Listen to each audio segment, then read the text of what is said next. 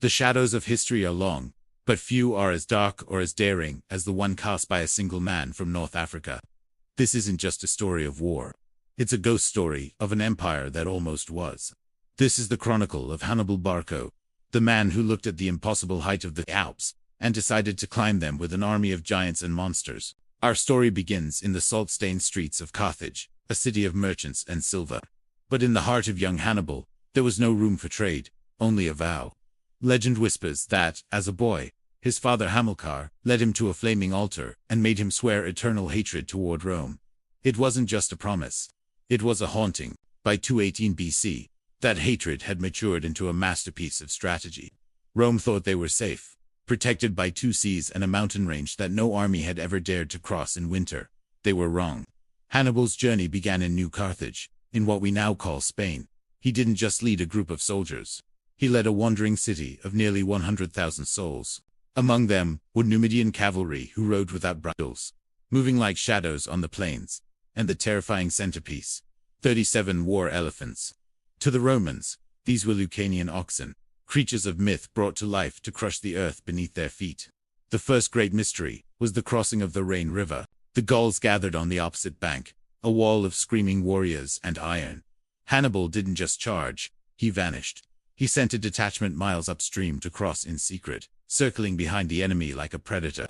When the Carthaginian smoke signals rose, the Gauls found themselves caught between a frontal assault and a ghost army at their backs. The river ran red, but the true nightmare was only beginning. Then, the Alps appeared. They rose like jagged teeth against the sky, white with eternal snow and choked with mist. This is where the expedition turns into a fever dream. For 15 days, Hannibal's army fought not just the cold, but the very mountains themselves. Hostile tribes hid in the narrow passes, rolling boulders down onto the thin line of men and beasts. Thousands fell into the abyss, their screams lost in the howling winds. The elephants, those great gray titans of the sun, began to die. Their skin cracked in the frost, their trumpeting echoing off the ice like funeral bells.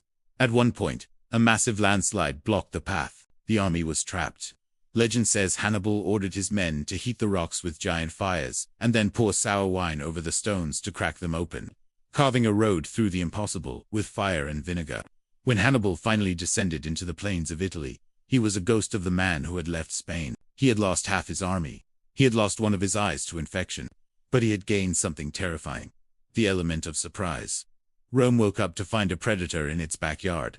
The battles that followed Trebia, Lake Trasimene, and the slaughter at Cannae were not just victories, they were psychological horrors. At Trasimene, Hannibal used the morning mist to hide an entire army, rising out of the fog like spirits to drive the Roman legions into the water.